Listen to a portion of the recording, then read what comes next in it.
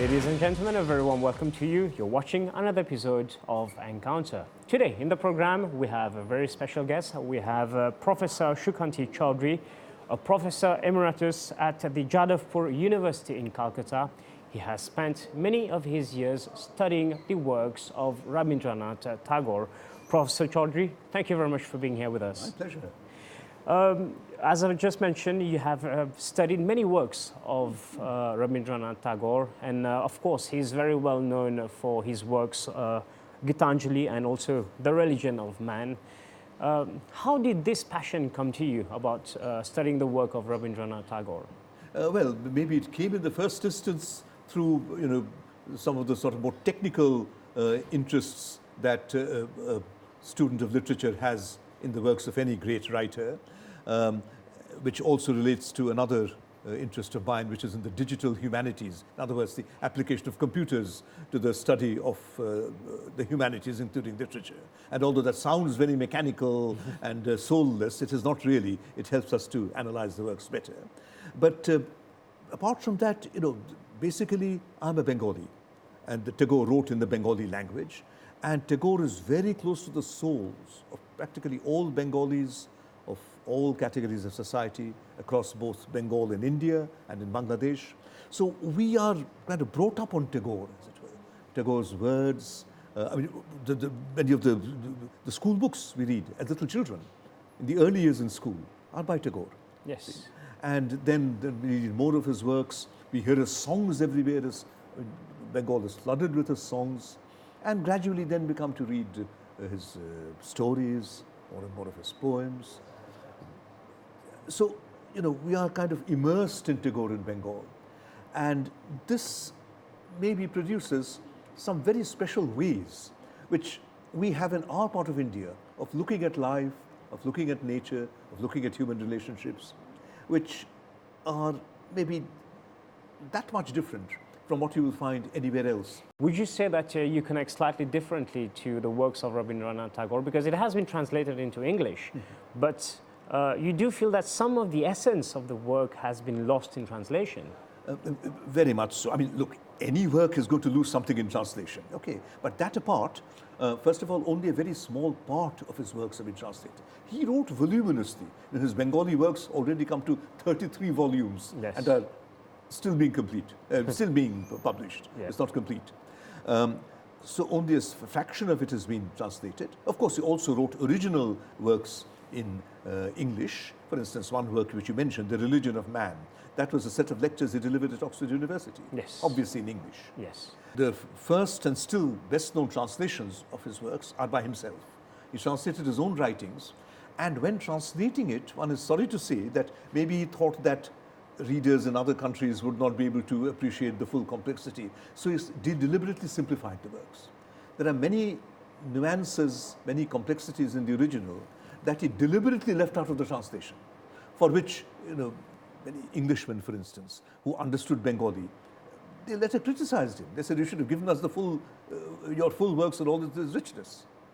So that is why I think Tagore is going to mean something different and special for those who can read him in the original. From a Bengali point of view, okay, what does The Religion of Man represent to you? What does it mean to you? And and eventually we'll get to the part where what has been left out, but what it means to you? Yeah, well, what it means, just think of that phrase, the religion of man. We normally think of religion as centered on or directed towards a god. Or a statue or a deity. Which represents exactly. the god. Yeah. You worship the statue not as a piece of stone, but because it represents or even incorporates a deity. But see, Rabindranath's kind of spiritual history or legacy is interesting. He was a member of the Brahma Samaj. The Brahma Samaj is a sect of reformed Hindus, which was first founded in the earlier part of the 19th century by one of the first of the great reformers of 19th century India, Raja Ram Mohan Roy. Then Tagore's father, Maharshi means the great sage, Rabindranath Tagore. He was a pillar of the Brahma Samaj. The Brahma Samaj, well, there's a was a debate as to whether they were or were not Hindus, but they certainly took over many premises of the Hindu religion, especially from the Upanishads, the Vedas and the Upanishads, combined it with elements of Sufi mysticism, of Christian biblical doctrine.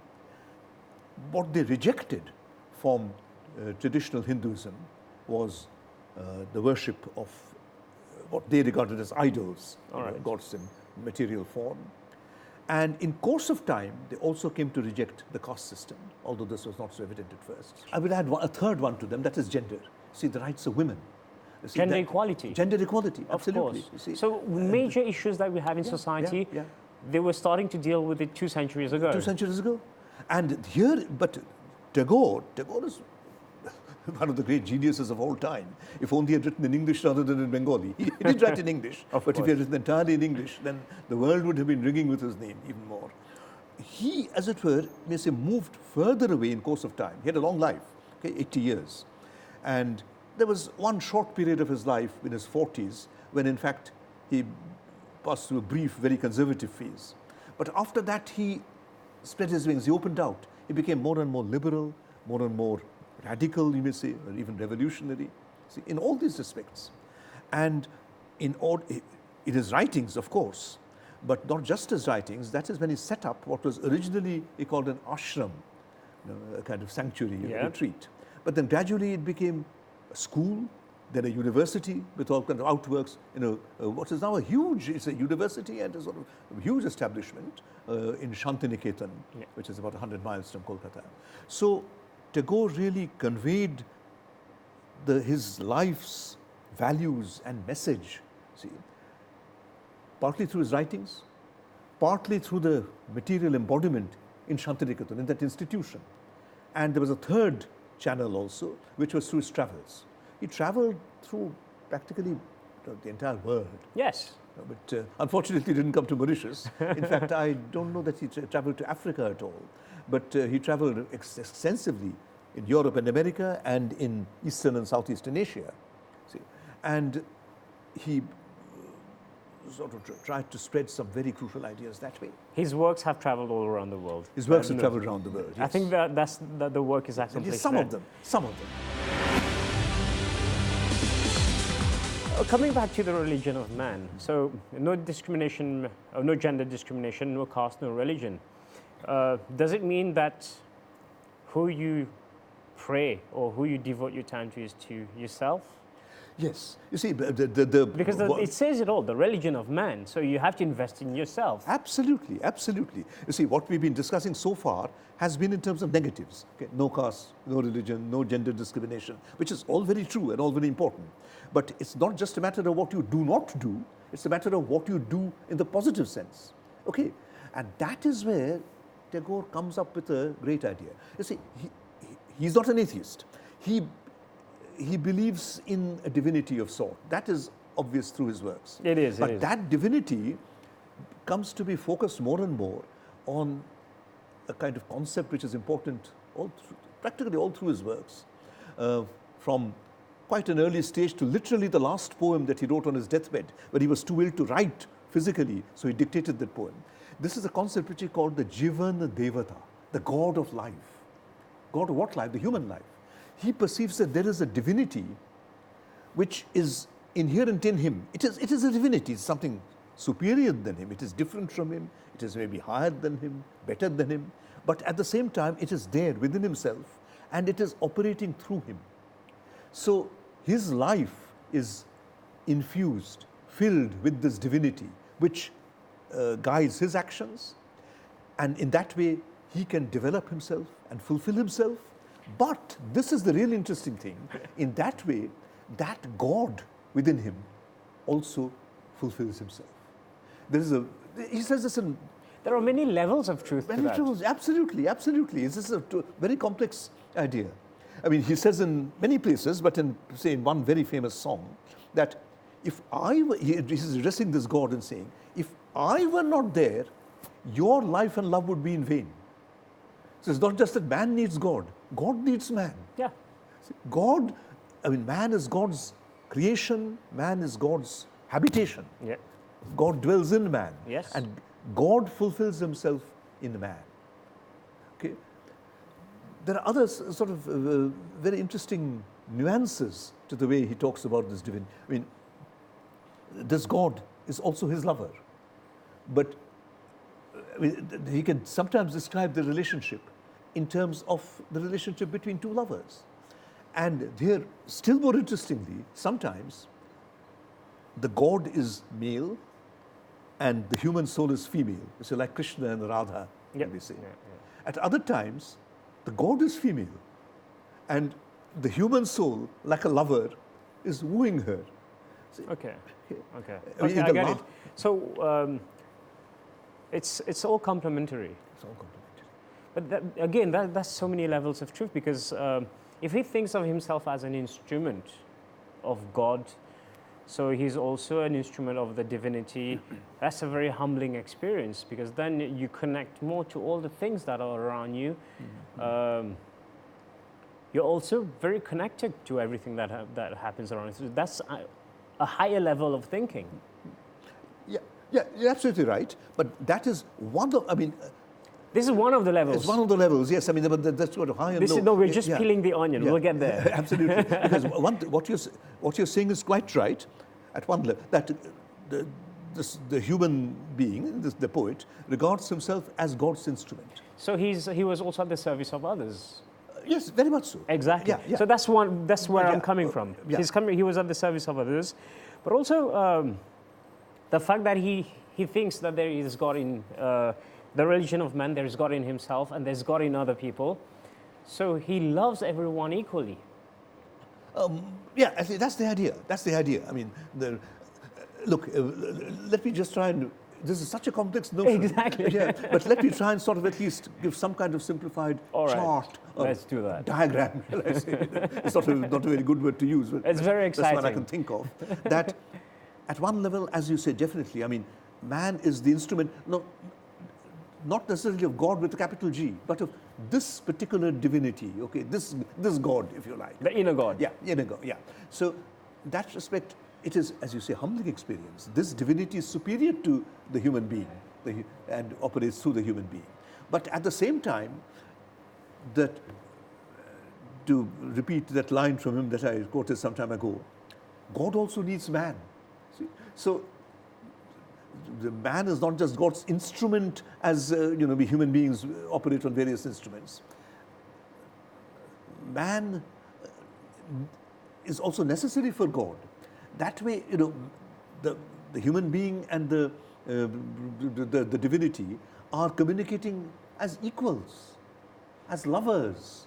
Yeah. At times, and at other times not as lovers, but simply on a footing of equality, of parity. See? And also the other very important aspect, thank you for bringing it up, it is very important, is where other human beings come in. This is not just a sort of one-to-one relationship between this God and this human being with the rest of the world shut out. The rest of the world comes in. Now, this is something that Tagore says over and over, that sometimes in a relatively conventional way. For instance, there's a famous poem where he addresses the conventional devotee who's busy, he shut himself up in his temple and is praying to his God. The mechanical devotee. Yeah. And the poet addresses him and says, who do you think you're worshipping? Just lift your eyes from your prayer beads and look up and you see your God is not inside the temple. Your God has left the temple. He is out in the roads, in the fields. He is plowing the land with the farmer. See, he is breaking stones with the worker. This temple, the inner temple, yes. Yeah. The inner temple and also the outer temple of the whole world, where of all humanity. See, so that God becomes a means by which this single individual human soul relates himself to other human souls. And I must also say that, constantly I've been using the masculine gender, maybe being male myself, and also partly because the language works that way. But there's this remarkable gender neutrality, or the incorporation of both genders in this concept. As I said, often this male poet regards his soul as a woman in love with this God who's perceived as a male. Sometimes it's the other way about. When you mention that your God is out there breaking stones, working in the fields, Does it touch a bit that part of the collective consciousness? To be aware that there is something bigger out there? Yes. And one thing that's interesting is that more towards the end of his life, Tagore, as it were, looks into himself and seems to saying, I have been remiss. I have not participated enough in that collective consciousness. See, he says, That's how humble he is. There's that humility, and this humility grows on him with the years. See, he says, there's a poem where he says, I have loved and worshipped the God of all nature and the God of all humanity. But I have come into closer contact with him through nature than through humanity. See? And this he regards, obviously, as a fault, as a deficiency, something that he has failed to do. And there are several poems in his life. Again, he talks about, the mass of toiling human beings. And he says, I have not connected with them enough. I have to ask you, what does he mean that he connected more to nature and less to humanity? What is your understanding of it? Well, my understanding is that here is also a great deal of poetry which is concerned directly with nature, with the landscape, with trees, there's huge quantity of poetry on trees, for instance. Trees, flowers, leaves, and in the landscape generally. There also he feels the force of divinity. Again, I mean, to call it God with a capital G might be too simple, but definitely a divine force, some kind of superhuman force. And he's maybe better at defining that and relating to that than he is with relating to other human beings. That is what he seems to be saying here. All right.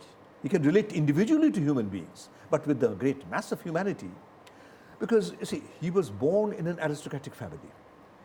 He, in that sense, however much he traveled, and he did, of course, get to know common humanity, the common people, very close quarters, because his family owned estates in Eastern Bengal, and he spent many years administering those estates as a zamindar, as a landlord. Yeah. But he was a very sympathetic landlord. He tried to improve the lot of the people, and he got to know about that life.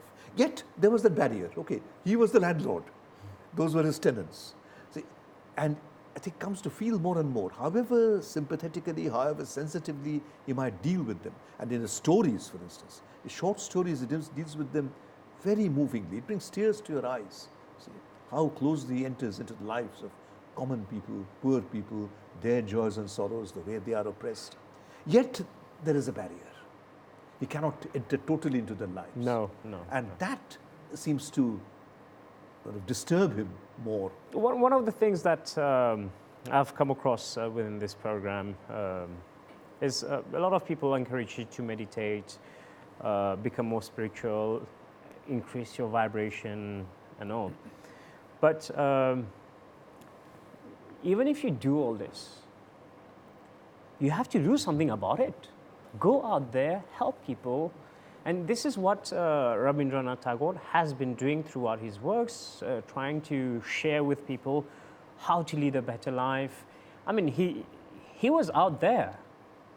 So do you think that this is a part of which society is missing a lot nowadays? Yeah, I mean, because you see, it's not just sort of how to lead a better life in the sense of, I mean, it is that, but that is like an inadequate term. But this is only for a personal point of view, but we live in a society. Absolutely.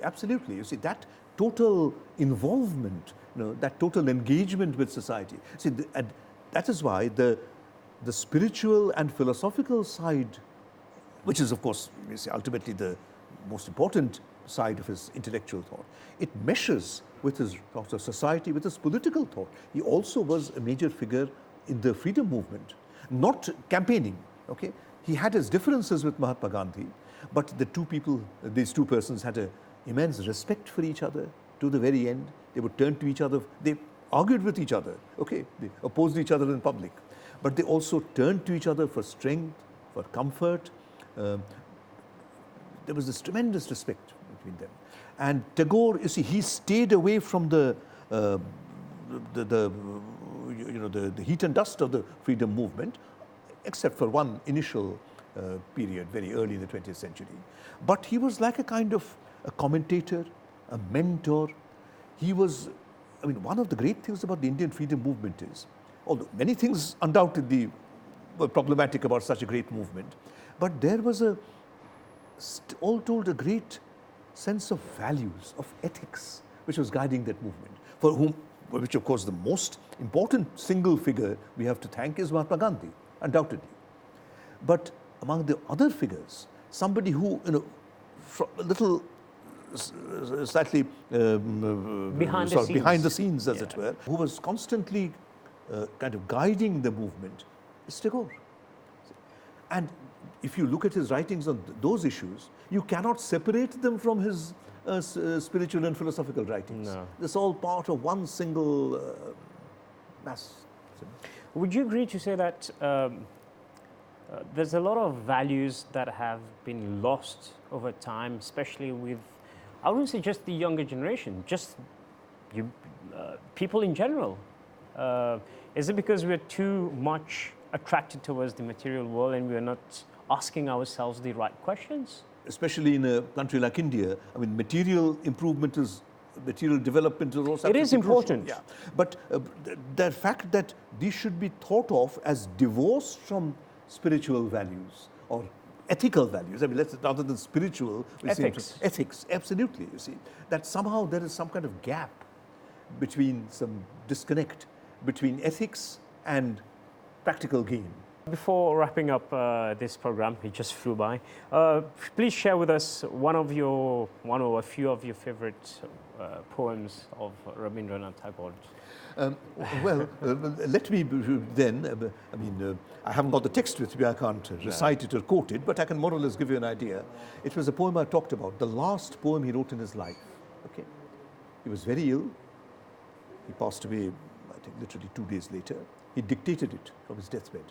He was not satisfied. Actually, in the morning that he died, he turned to his daughter-in-law who had taken it down to his dictation and said, "You remember that poem I dictated to you that day? It's not quite right. I want to correct it. I want to revise it a little," which he did not. His mind was still working, but he did not live to do it. He passed away before do.